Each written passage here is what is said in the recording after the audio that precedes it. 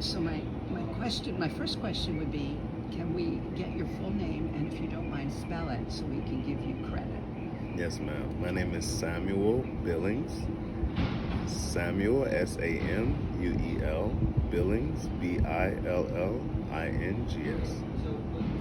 Okay. And you opened the conversation with me talking about an electric vehicle, and that started Yes, an ma'am. interesting conversation. Yes, Can ma'am. you remember what it was that made you stop and talk to a random stranger in the middle of the Curia parking lot?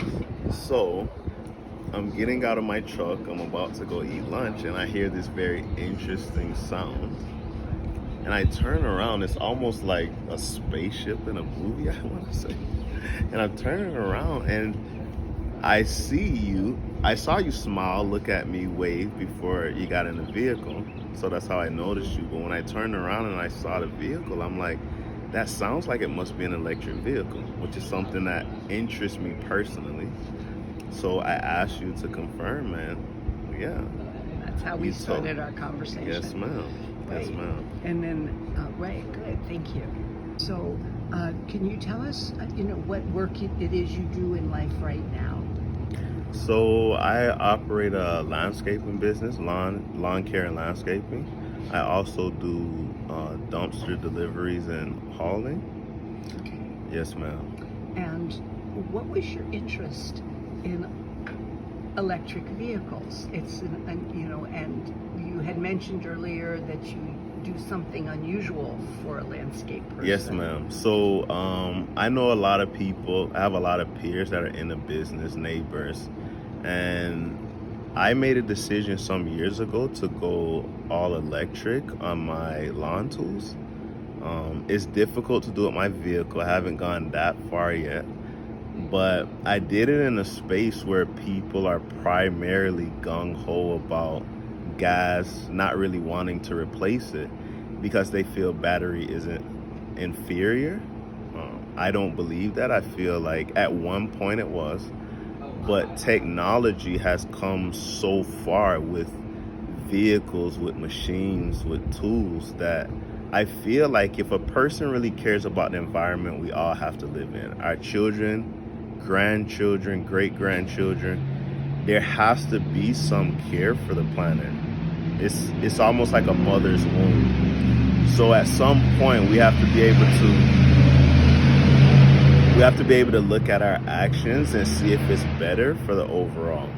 So I would love to eventually get to the point where everything that I use is for clean energy, for that investment in the future. But as it stands, I do what I can, and as long as the engineering is there, I'll dive head in. I'll take that loss in the beginning because it's a win for the long term. Okay.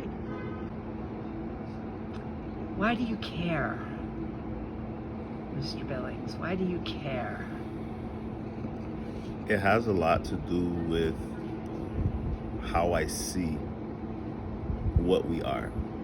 So things have labels, names, but I think there's a higher way to look at what everything is. So for example, our relationship to the trees, oxygen, our relationship to water, we're 75% or something near, don't quote me. And I also look at the fact that we walk around being nourished by a planet that we didn't do the initial sowing. So there's food growing out of the earth everywhere that sustains us. And I feel like me personally, I have an obligation. I've given myself a personal obligation, not saying anybody else does, to pay that forward. And I feel like that's the thing that drives me. And looking at what information that I have looked at, I'm not an expert, that clean energy is one of the ways of paying for a planet that pays us every day in our nourishment. Everybody who came before me, everybody who I love now, everybody who's coming after me, in order for them to sustain and keep life going and be able to fully realize the pleasures of life, you need to be alive to do it. You need to be in a healthy environment to do it. So right now we can have lunch, we can have a good time, we can laugh. If we were inside a gas chamber, it wouldn't be like that. Why? Because the environment is not healthy. So I just gave myself a personal obligation to do what I can. I have another question for you. Do you ever share this very profound, connected, almost spiritual philosophy with the people around you? You ever talk about it?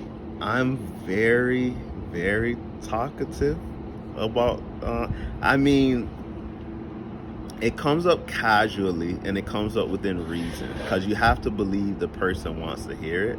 So I'm not pushy, but I feel part of my obligation is to speak it because you can sow a seed now. And that person may not even realize what you're saying until 20, 30 years after that conversation. But you do the part and sowing the seed. And then after that, their journey will take them to where it takes them. So that leads me to my last question for you.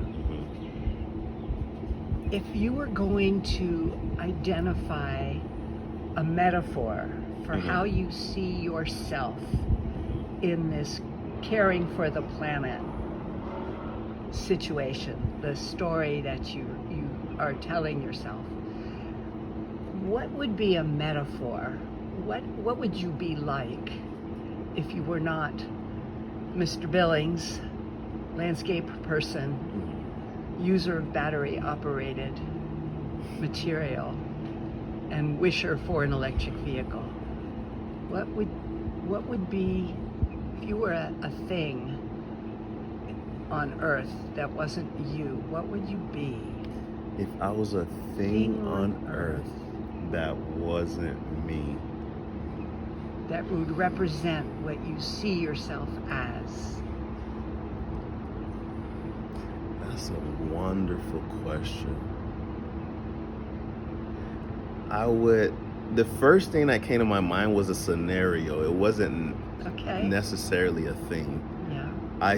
I see myself as, based on your question, as a warrior in a battle who is making efforts towards a much more powerful army and being stuck in the middle of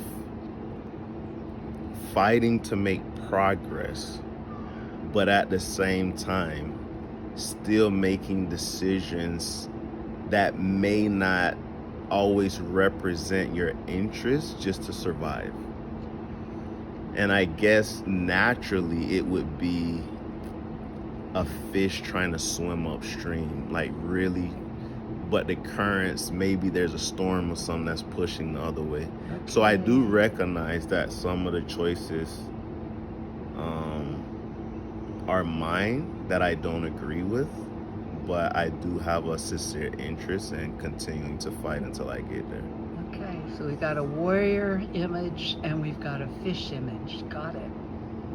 Thank you. Do you have any closing thoughts about a conversation with the Climate Leadership Engagement Opportunities not-for-profit, the Clio Institute, which is running this interview project? Do you have any final thoughts or questions? I would say I appreciate providing the space for me to tap into that side of myself, because it's not very often that I get to, and I feel like it's revisited purpose for me. So I like to spend this time to thank you for